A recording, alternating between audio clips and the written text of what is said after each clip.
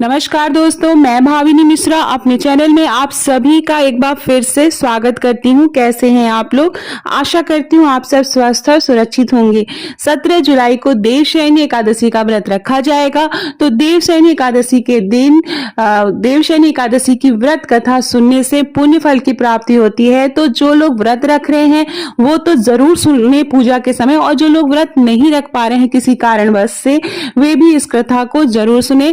कथा सुनने मात्र से ही अश्वमेध यज्ञ के बराबर फल की प्राप्ति होती है। तो आइए जानते हैं संपूर्ण व्रत कथा के बारे में। आषाढ़ मास के शुक्ल पक्ष की एकादशी को देवशयनी एकादशी कहा जाता है। इसी एकादशी से चतुर्मास का आरंभ माना जाता है। इस अवधि में कोई शुभ कार्य जैसे विवाह आदि नहीं किया जाता है। मान्यता है कि इस दिन से भगवान श्री हरि विष्णु क्षीर सागर में शयन करते हैं और फिर 4 माह बाद उन्हें देव उत्थनी एकादशी के दिन उठाया जाता है। देवशयनी एकादशी को देवशयनी, महा एकादशी, थोली एकादशी, हर्ष देवशयनी एकादशी के नाम से भी जाना जाता है। आइए जानते हैं देवशयनी एकादशी की व्रत कथा। तो कथा सुनने से पहले हाथ में आप पुष्प ले लें और कथा सुनने के बाद भगवान विष्णु को अर्पित करें। धर्मराज युधिष्ठिर ने कहा, हे केशव, आषाढ़ शुक्ल एकादशी का नाम क्या है? इस व्रत के करने की विधि क्या है और किस देवता का पूजन किया जाता है? श्री कृष्ण कहने लगे कि हे युधिष्ठिर, जिस कथा को ब्रह्मा जी ने नारद जी से कहा था वही मैं तुम्हें कहता हूँ। एक बार देव ऋषि नारद जी ने ब्रह्मा जी से इस एकादशी के विषय में जानने की उत्सुकता प्रकट की। तब ब्रह्मा जी ने उन्हें बताया, सतयुग में मानधाता नामक एक चक्रवर्ती सम्राट राजा राज्य करते थे। उनके राज्य में प्रजा बहुत सुखी थी, किंतु भविष्य में क्या हो जाए यह कोई नहीं जानता। अतः वे इस बात से अनभिज्ञ थे कि उनके राज्य में शीघ्र ही भयंकर अकाल पड़ने वाला है। उनके राज्य में पूरे 3 वर्ष तक वर्षा न होने के कारण भयंकर अकाल पड़ा। इस अकाल से चारों ओर त्राही त्राही मच गई। धर्म पक्ष के यज्ञ, हवन, पिंडदान, कथा, व्रत आदि में कमी हो गई। जब मुसीबत पड़ी तो धार्मिक कार्यों में प्राणी की रुचि कहाँ रह जाती है। प्रजा के राजा के पास अपनी वेदना की दुहाई दी। राजा तो इस स्थिति को लेकर पहले से ही दुखी थे। वे सोचने लगे कि आखिर मैंने ऐसा कौन सा पाप कर्म किया है जिसका दंड मुझे इस रूप में मिल रहा है।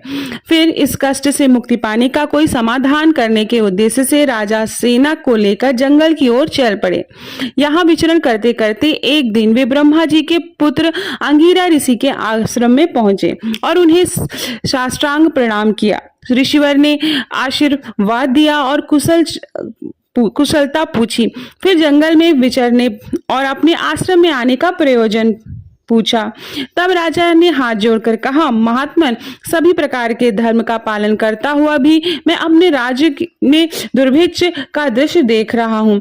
आखिर किस कारण से ऐसा हो रहा है? कृपया इसका समाधान करें। यह सुनकर महर्षि अंगिरा ने कहा, हे राजन, सब युगों में उत्तम यह सतयुग है। इसमें छोटे से पाप का भी बड़ा भयंकर दंड मिलता है।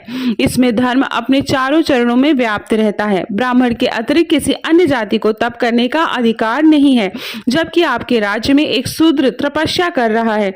यही कारण है कि आपके राज्य में वर्षा नहीं हो रही है। जब तक वह काल को प्राप्त नहीं होगा तब तक यह दुर्भिक्ष शांत नहीं होगा। दुर्भिक्ष की शांति उसे मारने से ही संभव है। किंतु राजा का हृदय एक निरपराध शूद्र तपस्वी का समन करने को तैयार नहीं हुआ। उन्होंने कहा, हे देव, मैं इस निरपराध को मार दूं, यह बात मेरा मन स्वीकार नहीं कर रहा है। कृपा करके आप कोई और उपाय बताएं। महर्षि अंगिरा ने बताया, आषाढ़ माह के शुक्ल पक्ष की एकादशी का व्रत करें। इस व्रत के प्रभाव से अवश्य ही वर्षा होगी।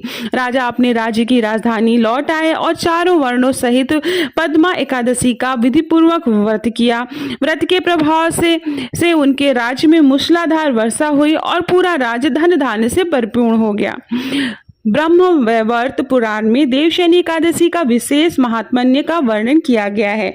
इस व्रत से प्राणी की समस्त मनोकामनाएं पूर्ण होती है।